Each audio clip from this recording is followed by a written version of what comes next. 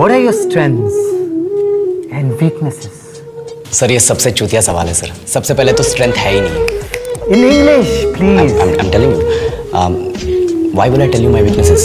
मैं आपको अपने स्ट्रेंथ वीकनेस के नाम पे बताऊंगा। You know जैसे English. I'm a perfectionist. मैं वर्कोहॉलिक हूँ। मैं इनोसेंट। English. बैंक क्या लौड़े? क्या इंग्लिश इंग्लिश इंग्लिश लगा रखा है बे? 4 साल का था मैं जब मेरे पापा जबलपुर में किसी हलवाई के यहाँ काम करते थे। खुद तो कभी स्कूल गए नहीं, इसलिए अपनी गांड घिस घिस के मुझको स्कूल में भर्ती करवाया।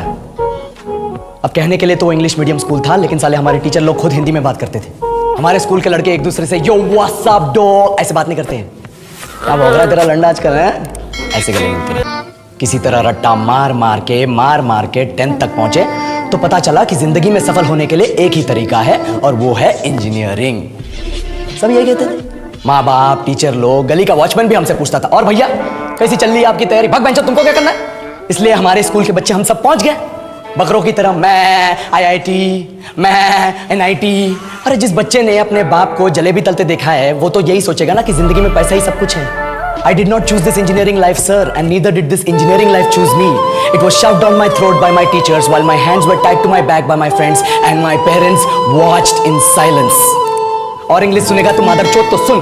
10th के बाद 2 साल लग गए इस कॉलेज में घुसने के लिए, कोचिंग में निकाल दिए। ना कुछ खेले ना कुछ सीखे, और 2 साल बाद जब यहाँ पहुंचे तो पता चला कि बड़े शहरों के कॉन्वेंट स्कूल के पढ़े बच्चे जब अंग्रेजी में बात करते हैं तो मरे हुए फूल भी खिल उठते हैं। हवा में ऑक्सीजन की मात्रा बढ़ जाती है इनकी अंग्रेजी सुन के। और पूरे कॉलेज की लड़कियां इन इंग्लिश स्पीकिंग लड़कों को अपना जीवनसाथी.com मान चुकी है। तुझे क्या लगता है?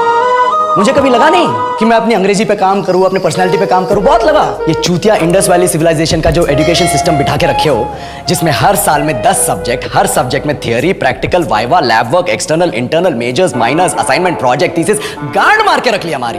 महीनों तक नहाना भूल जाते हम लोग और फिर हमारा परसेप्शन बना देते हो कि हम ऐसे ही रहना चाहते हैं। अब इस साल में एक बार कल्चरल फेस्टिवल आता है, एक बार, उसके लिए भी प्रोफेसर से भीख मांगनी पड़ती है। अरे बिना इंग्लिश बोले, बिना लड़कियों से बात किए कौन गांडू रहना चाहता है वैसे?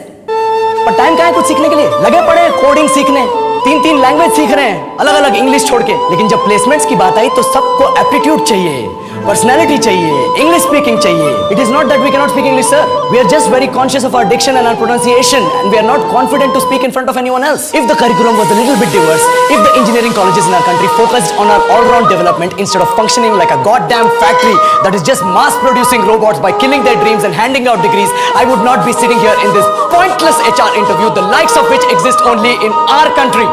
ये लो सर, बोल दिया मैंने 4 और लाइन अंग्रेजी में। अब बताइए, क्या मैं आपके मल्टीनेशनल कंपनी के लायक हूं? Do I have the potential to be a slave of your esteemed organization?